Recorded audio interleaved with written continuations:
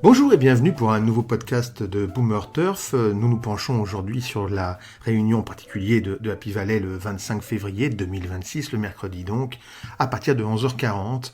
Alors au programme de ce podcast, eh bien, nous aurons comme d'habitude notre billet d'humeur qui sera consacré notamment à la victoire sur le plat de Constitution Hill et de ce que ça peut provoquer dans son programme et un peu dans l'actualité tout entière, dans le monde entier d'ailleurs, ça intéresse le monde entier, vous verrez pourquoi. Ensuite on se penchera à nouveau sur la réunion de dimanche dernier à Châtine, qui a été une bonne réunion pour les suiveurs de Boomer Turf, mais pas que. On a vu Kalin Rising évidemment battre le record de victoires consécutives à Hong Kong, de même que le record de la piste par la même occasion. Ensuite, on se penchera réellement sur les courses de mercredi à Happy Valley. On a 9 courses PMU et The Turf à partir de 11h40, et pour chacune de ces courses, je vous donnerai les sélections de Boomer Turf. Ensuite, notre rubrique Saviez-vous, on va parler des commissaires du Hong Kong Jockey Club. Vous verrez qu'ils ont un environnement totalement différent des commissaires que nous connaissons en France et plus généralement d'ailleurs en Europe. Et puis ensuite, un petit portrait sur Caspar Fownes qui va faire l'actualité à plusieurs titres. D'abord, il a pris la tête du classement des entraîneurs de Hong Kong. Il a déjà été 4 fois consacré meilleur entraîneur de Hong Kong. Mais son histoire est un petit peu particulière. Et puis il y a aussi le fait qu'il fasse revenir plus exactement un grand jockey à Hong Kong. Et ça risque de beaucoup pimenter la fin de cette saison là-bas. Et puis nous terminerons sur nos prochains rendez-vous. À tout de suite.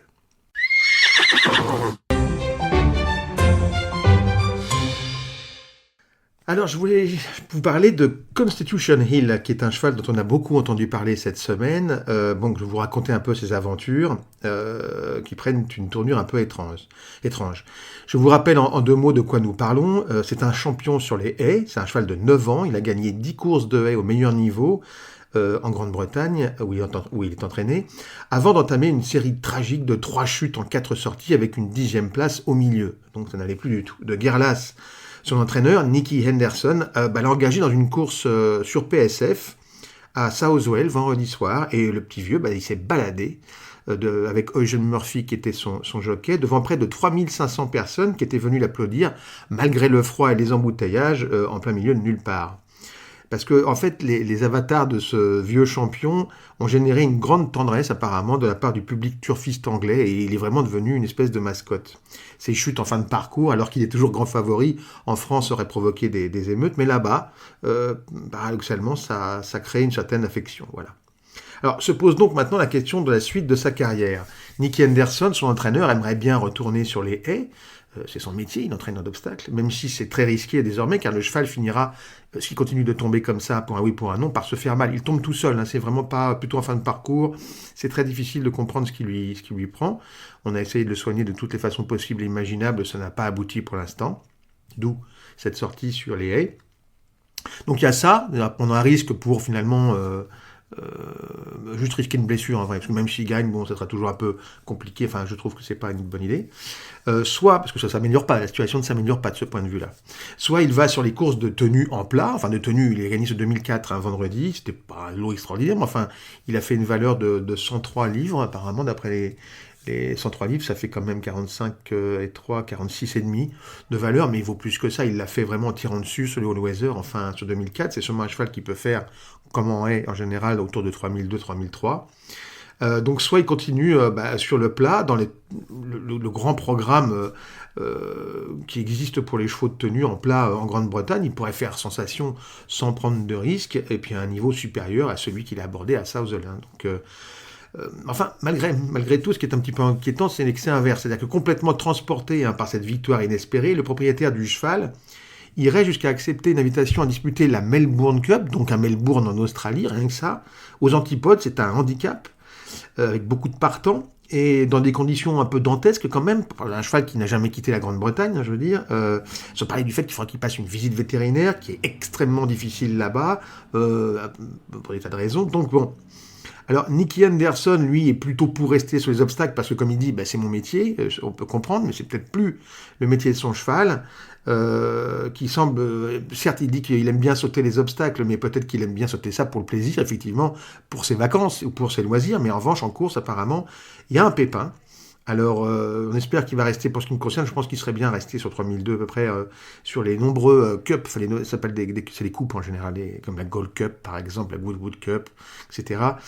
Ces courses de 3200 mètres pour chevaudage qui sont super spectaculaires, extrêmement suivies, très populaires en Grande-Bretagne. Je pense que c'est peut-être le meilleur moyen de laisser désormais cette grande vedette s'exprimer.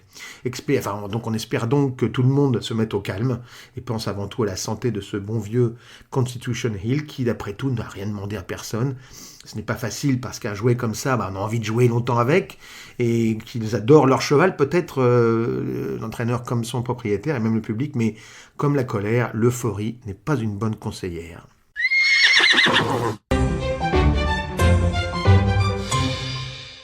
Revue donc de la réunion de dimanche dernier à Châtine, on a évidemment vécu en direct l'exploit de Kane Rising qui a désormais battu le record de Silent Witness en signant une 18e victoire consécutive. C'était sur 1400 mètres, c'est la deuxième fois seulement qu'il se produisait sur cette distance plus longue de 200 mètres que la distance habituelle, de 1200 mètres qu'il maîtrise complètement. Malgré tout, il a battu le record de la piste une nouvelle fois de près de 6 dixièmes, donc assez sûrement. David Hayes avait demandé à Zach Purton, son jockey, de le pousser un petit peu jusqu'au bout pour voir effectivement s'il avait vraiment ces 1400 mètres dans les bretelles. Évidemment, il les avait sans problème. Il a gagné avec, encore une fois, une facilité déconcertante. C'est vraiment un très très grand champion. Désormais, les handicapeurs du Racing Post ont estimé que c'était effectivement le meilleur sprinter de tous les temps, rien que ça. Il est devant Daijour, il est devant Black Caviar, il est devant qui d'autre encore, Lock Angel, que moi j'avais beaucoup aimé, etc. Au-delà de l'anecdote du rating, parce que finalement ça n'a pas tellement d'importance, beaucoup réclament le fait ce serait bien qu'il vienne courir en Europe, mais il ne faut pas rêver. Le cheval, il a 5 ans, il est entraîné dans un endroit très particulier, il va déjà en Australie. Bon, c'est pas facile avec la quarantaine, etc. Il a gagné le The Everest parce que c'est vraiment un phénomène, si vous voulez. Mais allez, l'Everest, il y a quand même 11 ou 12 millions d'euros d'allocation. S'il venait à Ascot, au-delà des frais pour venir, c'est des courses de 400 000 euros à tout casser.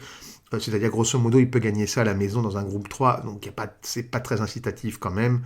Et on aurait du mal à reprocher quand même aux entraîneurs de Hong Kong d'être aussi frileux que les entraîneurs d'obstacles en France qui sont foutus d'aller ailleurs qu'à Auteuil. Donc, ou alors à Compiègne. Donc, je veux dire, on ne peut pas critiquer les gens de Hong Kong ou même d'Australie, qui eux, par contre, et des Japon, qui eux viennent régulièrement en Europe pour la gloire, on va dire, et qui font quand même des choses extraordinaires. Nous aussi, d'ailleurs, on est allé en plat courir et gagner la Melbourne Cup, mais là, c'est un sprinter.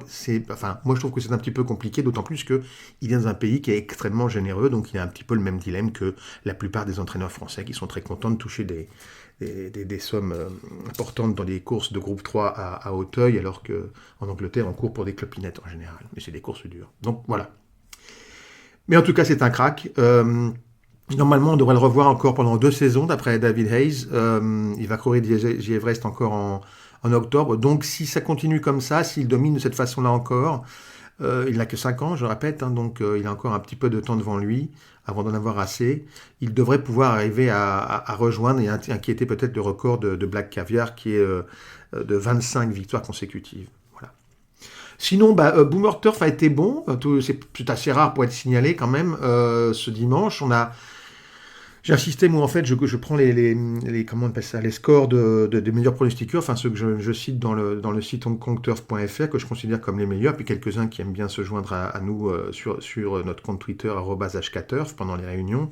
Et puis je mets une liste de 10 gagnants et une liste de 10 placés sur leur principale sélection, la sélection de tête de chaque course. Pour une fois, je suis arrivé en tête, Boomer Turf est arrivé en tête avec, donc c'était 180, il y avait 9 courses, donc 10 et 10, ça fait 180 de mise. Et on est reparti avec 268 euros, c'est-à-dire 50% de bénéfices, c'est quand même pas mal, et j'en suis très heureux. On a été bien, on a été plutôt pas mal, les courses ont été régulières. Oui, il y a un truc assez étonnant aussi pour Kane Rising, c'est qu'il était à 1 et 1.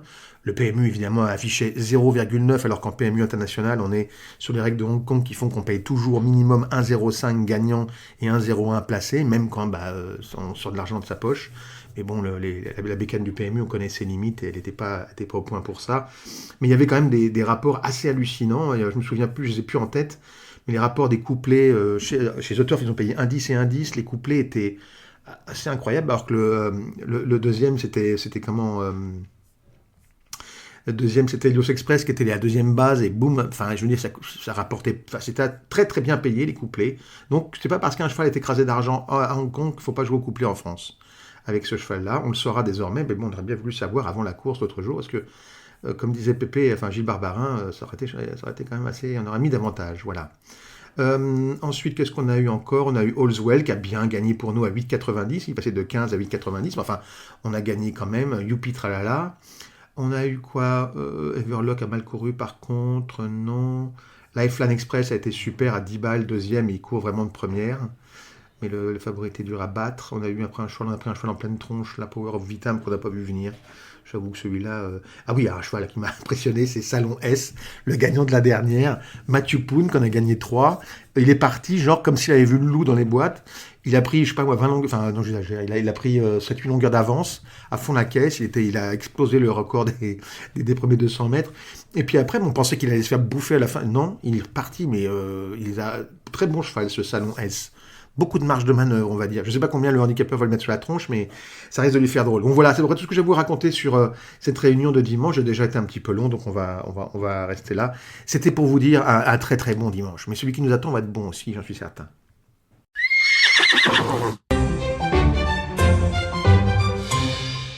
On va se pencher désormais sur les courses de mercredi. Les courses de mercredi 25 février. Nous sommes de retour à Happy Valley après quelques séjours un peu à la campagne de Châtine.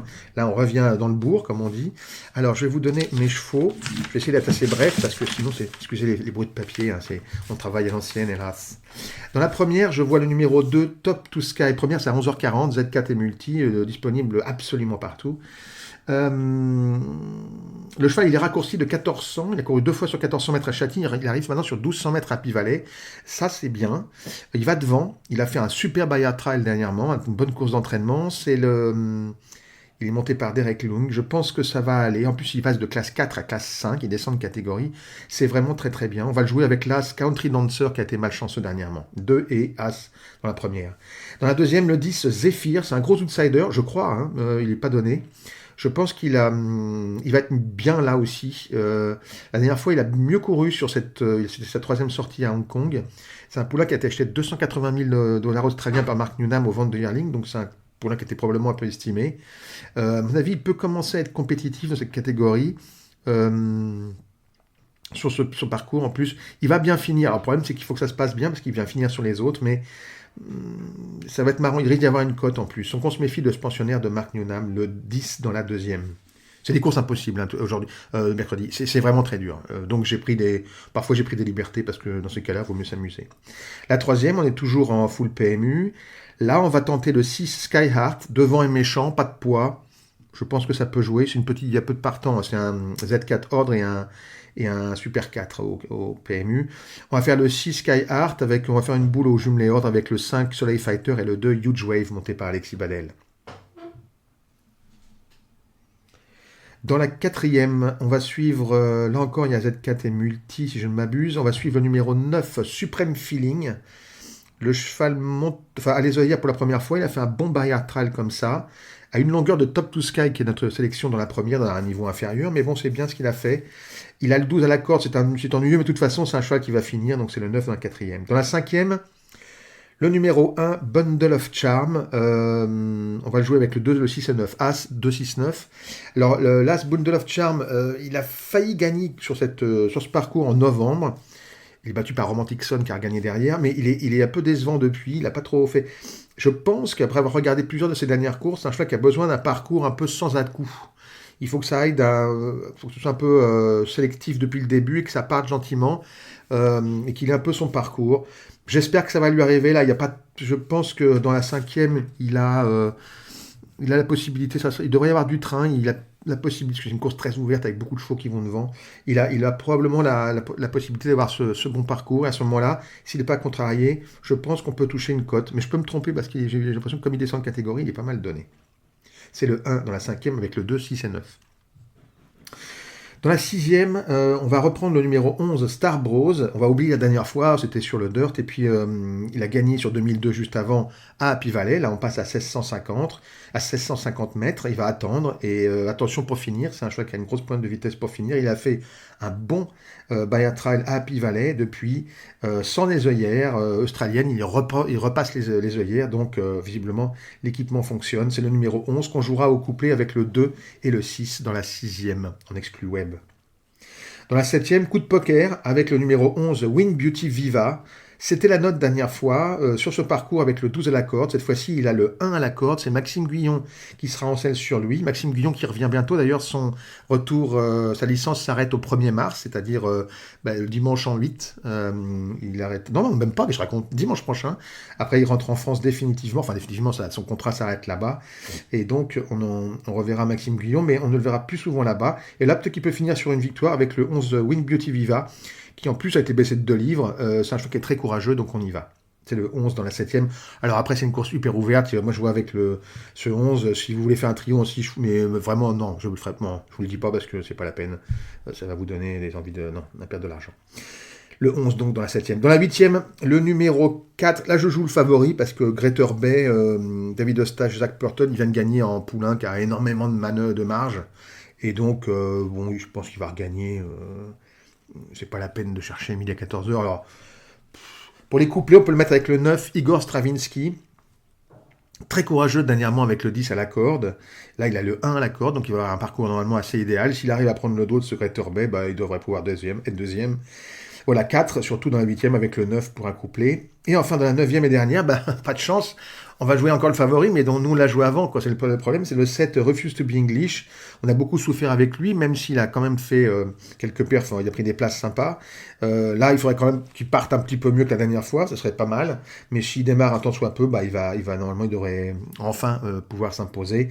On l'aime bien avec un cheval de qualité qui s'appelle Bienvenue, le numéro 5. Malgré son 11 à la corde, c'est un très bon cheval. Et on va le mettre aussi au couplet avec l'As Triumphant More, 7, 5 et As dans la 9e avec donc le 7 qui, à mon avis, a enfin trouvé sa course. Voilà pour la réunion de mercredi à Happy Valley, mercredi 25 février. Je serai évidemment en direct avec vous à partir de 11h30, une dizaine de minutes, un quart d'heure avant le départ de la première qui est prévu à 11h40.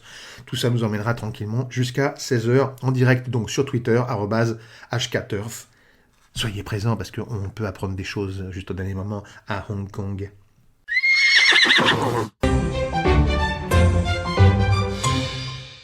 Un portrait, le portrait d'un nouveau leader au classement des entraîneurs. Il s'agit de Caspar Fownes. L'entraîneur a passé les 1200 victoires en 22 ans de carrière, là, cette semaine, et il en compte 36 cette saison, contre 35 pour ses deux meilleurs rivaux, Mark Newnham et David Hayes, qui sont au coude à coude derrière lui, donc à une longueur, mais bon, Caspar a l'air vraiment bien parti pour tenter de remporter le titre cette saison. En plus, il va avoir un bonus en fin de saison, je vais vous expliquer pourquoi. Il a 58 ans, il a déjà remporté 4 fois ce titre entre 2006 et 2021, il s'est installé en 2003. Quand son père, Laurie, a pris sa retraite. C'est le seul entraîneur occidental qui est de Hong Kong qui soit né en Inde, parce que son père, Laurie Fownes, était déjà installé là-bas avant de rejoindre Hong Kong dans les années 70 avec son fils, qui l'a ensuite assisté pour prendre sa succession dès que le père en a eu marre, a pris sa retraite. Alors on appelle Caspar Fownes depuis le roi de la vallée, parce qu'il est particulièrement efficace à Happy Valley. Cette saison encore, il affiche un pourcentage de réussite à la gagne à Happy Valley de 18% sur cet hippodrome quand même, contre 8% seulement à Châtine. Donc c'est vous dire à quel point il est vraiment très très très fort pour... il faut dire que quand il était avec son père assistant, dans les années 70, à l'époque, on ne courait qu'à Happy Valley, on n'entraînait qu'à Happy Valley. C'est le champ de course de Châtine a été construit en 1979, et avant cela, évidemment, on courait, tous les chevaux étaient logés à Happy Valley, en pleine ville, donc il maîtrise complètement cette piste, il la connaît bien, il maîtrise très bien ce programme, et puis probablement il le travaille peut-être davantage que les autres qui ont plus peut-être envie de gagner à Châtine, où les courses sont plus prestigieuses. Enfin voilà, 18% à Happy Valley, 8% à Châtine pour cette saison, donc c'est vous dire à quel point il y a une grosse différence. Alors, moins amusant, son sujet, il a survécu à une attaque au couteau à 22 ans, au cours d'une tentative d'enlèvement sur sa personne. Figurez-vous qu'il y a des ravisseurs qui espéraient, en l'enlevant, faire pression sur son père pour obtenir des tuyaux, rien que ça. Alors, 4 ans après les faits, l'auteur des coups de couteau s'est rendu, il a été condamné à 8 ans de prison. Caspar, lui, a subi des dommages à une jambe, son système nerveux, la jambe était un petit peu atteint, et il doit sa survie au fait qu'il se soit défendu, en fait, parce qu'ils ont été victimes d'un abordage sur l'autoroute, ils l'ont coincé, ils ont voulu l'emmener, il s'est défendu, il est parti en courant sur la voie d'arrêt d'urgence. Enfin, c'est pas drôle, enfin, je rigole, mais. Et maintenant, on peut en rire, mais il y a très longtemps, mais quand même. Et c'est là que ces deux ravisseurs l'ont rattrapé. Il y en a un qui lui a donné des coups de couteau, mais il a réussi à s'en sortir parce que d'autres automobilistes se sont arrêtés et l'ont sauvé. Donc, enfin, il a eu très chaud. Et ça a été pour lui, il avait 22 ans, c'était un traumatisme assez important. Et pourtant, on voit bien d'un côté enfin, ça serait un peu inimaginable aujourd'hui. Parce que Hong Kong a quand même évolué un peu depuis l'époque de Bruce Lee. Et en plus, Caspar Fawn, il parle assez cantonais pour pouvoir comprendre ces lads et discuter avec eux, leur donner des instructions, puis même faire des blagues et se marrer avec eux. C'est un type très facétieux, assez facile d'abord, qui a l'air toujours prêt à vous donner un coup de main. Moi, je venais d'arriver à Hong Kong les premières fois, il a toujours été très très accueillant.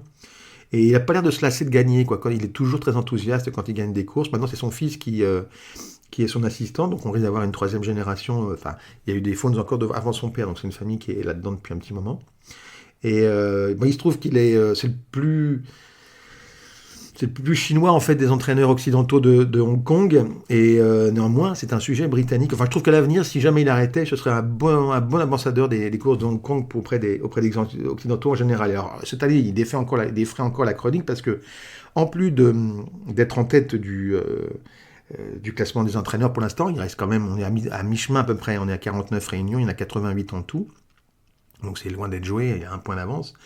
Mais il a réussi à décrocher un contrat de première monde de Joao Moreira, le grand jockey brésilien qui a été plusieurs fois cravache d'or à Hong Kong, en étant rival de Zach Purton à l'époque, qui bénéficiera d'une licence spéciale, d'une licence de jockey attitré de l'écurie Caspar Fawns, moyennant quoi les propriétaires de Caspar Fawns s'engagent à lui consacrer au moins 85% de ses partants. Et puis lui doit les monter en priorité. Si jamais il n'est pas retenu, il pourra alors seulement monter pour d'autres écuries. Donc il va arriver normalement, je crois que c'est le 5 ou le 6 avril. Et donc il va passer avril, mai, juin, juillet, enfin 3 mois et demi à Hong Kong pour un petit peu secouer le cocotier. Les jockeys européens seront partis, les Maxime Guillon, les Dylan Brian McMonagle qui fait un peu un malheur aussi. Donc lui Joao va remettre un petit peu de... Quand il est venu l'autre jour, en décembre, il est venu courir à Happy Valley, ça a été, il a gagné les 2 premières courses de la soirée, ça a été une folie complète, les gens l'adorent là-bas, et donc c'est une bonne nouvelle. Et c'est grâce à Caspar Fawns, parce que c'était le seul moyen de le faire revenir, c'était d'avoir une licence pour un jockey d'écurie. Alors saviez-vous qu'à Hong Kong, les commissaires de course sont des professionnels salariés à temps plein? En France, d'ailleurs, comme en général un peu en Europe, au galop je parle, ils sont bénévoles sur la plupart des réunions avec un secrétaire qui lui est salarié de l'institution. Donc c'est vraiment très très différent de chez nous. Alors on ne peut pas le reproduire tel quel parce que ça coûterait juste un bras. Je vous rappelle que le Hong Kong Jockey Club organise 88 réunions par saison pour un chiffre d'affaires supérieur, enfin une fois et demie supérieur à celui du PMU hippique. Donc on n'est pas du tout dans les mêmes ordres de grandeur. Les moyens sont là, ils peuvent se permettre d'avoir une douzaine de commissaires professionnels sur une réunion. Et donc ils ont beaucoup plus de marge de manœuvre et de capacité de travail aussi, bien sûr. C'est un métier à part entière en fait. Comme en Australie d'ailleurs, où c'est souvent des commissaires qui viennent d'Australie ou de Nouvelle-Zélande. Après chaque course, les commissaires du coup publient un commentaire détaillé sur la prestation de chaque concurrent. Bon, quand il n'y a rien à dire, ils disent il n'y a rien à dire, mais sinon ils expliquent absolument tout ce qu'ils ont vu. S'ils ont interviewé l'entraîneur ou bien le jockey d'un cheval, qu'est-ce qu'ils ont dit, les questions qui ont été posées, etc., le comportement du cheval. Dès la fin de la course, ils disent si le cheval a fait une bêtise en rentrant dans les boîtes ou s'il a fait une valeur qui est bien inférieure à ce qu'il aurait dû faire, il doit repasser un barrier trial pour pouvoir vérifier qu'il n'est pas qu'il est en bonne santé, que tout va bien et qu'il n'a pas pris de mauvaise manie, etc. Ils sont aussi redoutés des jockeys parce que les amendes et les mises à pied tombent régulièrement. Et vu le niveau des allocations à Hong Kong et le montant des amendes, c'est quand même, on parle de minimum, enfin, c'est globalement 5 000 € et plus. Une suspension coûte très cher. Même pour un meeting, ça coûte vraiment beaucoup d'argent potentiellement aux jockeys et donc ils sont un peu aux ordres. Alors les commissaires supervisent aussi les barrières trials, qui sont des galops officiels du matin dont je vous parle souvent. Il n'y a pas de paris et il y a le poids libre, mais ils sont surveillés comme des vraies courses. Et ça sert aussi à vérifier si un cheval veut par exemple porter les œillères pour la première fois, il faut qu'il passe par un barrière trial avec les œillères pour vérifier quel est son comportement avec cet artifice. Voilà. Alors, si vous voulez en savoir plus, vous pouvez lire une interview que m'a accordé le patron des commissaires du Hong Kong Jockey Club. C'était en décembre 2023. Ça date un petit peu. Il venait d'arriver à l'époque, mais depuis, il s'est fait une place. Il est parfaitement chez lui maintenant. C'est Marc Van Gestel, qui est le chef des commissaires, donc, et qui a su bien maîtriser son boulot. C'est pas facile quand même de maîtriser cette équipe. Et son interview est toujours d'actualité. Elle est à lire sur notre site hongkongturf.fr. Rubrique news, vous verrez, il s'appelle Marc Van Gestel.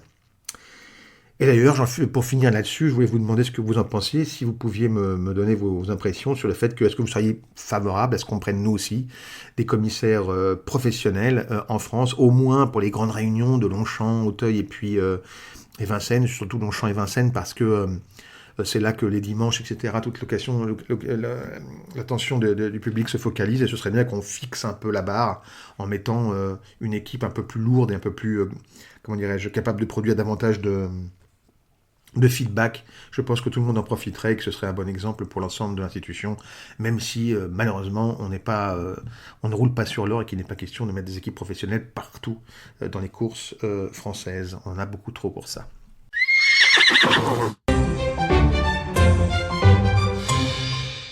Voilà, c'est fini pour aujourd'hui. Maintenant, je vous donne rendez-vous, déjà, mercredi matin, ça on est d'accord, mercredi après-midi, même à Happy Valley.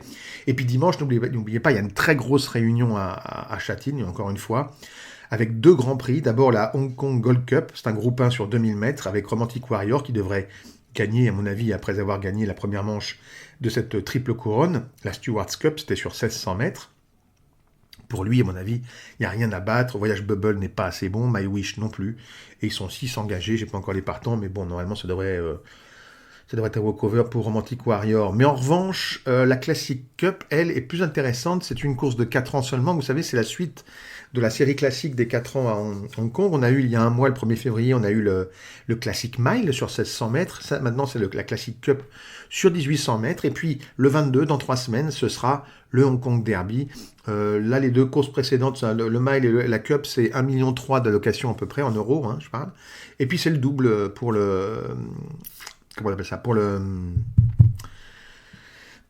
derby, BMW Hong Kong Derby, c'est 3,3 millions, je crois, je sais plus, mais c'est beaucoup, beaucoup, beaucoup d'argent. Et donc, c'est une course et une série qui est particulièrement appréciée des propriétaires et des entraîneurs donc à Hong Kong. Nous, ça peut nous échapper, mais là-bas, c'est énorme, le Hong Kong Derby. On voit d'ailleurs au nombre de personnes qui vont assister à cet événement tous les ans. Alors donc on a la Classic Cup, elle promet beaucoup, il y aura le plein, parce que tout le monde veut courir, pour battre le gagnant du Classic Mile, première des 3 courses de série classique des 4 ans, c'est Little Paradise. Je ne sais pas si vous vous souvenez, ce jour-là, il était très enfermé très longtemps à 200 mètres du poteau, avec Vincent Ho, il est sorti au dernier moment, il est venu du Cosmos pour gagner, c'était sur 1600 mètres, là il partira à mon avis favori sur 1800 mètres, parce que je pense qu'il tient, parce que d'après ce Vincent Ho, il arrive à se détendre dans un parcours, mais il faut quand même qu'il se détende. Il a chopé un rating de 103, ce qui est le meilleur de sa génération maintenant, qui est de 3 livres supérieur au deuxième favori, qui s'appelle Numbers, qui lui est passé par une voie parallèle contre les chevaux d'âge, et qui donc va affronter ces chevaux-là pour la première fois, les bons 4 ans. Il est aussi 6 livres au-dessus de Sagacious Life. C'était le choix de Zach Purton qui pouvait monter plusieurs chevaux dans le mile. Il a choisi celui-là. Il a eu un parcours pas très agréable. Il a terminé 4e ce jour-là. Et c'est un cheval qui vient de Brésil, je crois, et qui sera probablement plus à son aise sur des distances un peu plus longues, donc 18 et 2000. C'est la raison pourquoi Purton l'avait choisi. Il misait sur la tenue du cheval pour gagner le derby, même s'il pouvait être battu. C'est ce qui s'est passé sur 700 mètres, mais déjà sur 1800, ça va être rigolo à suivre. Ça va être une course magnifique, et heureusement on l'aura en direct, car elle fera partie des 3 courses full PMU de dimanche matin. Départ prévu, je crois, à 10h10, mais vérifiez évidemment la veille de la course.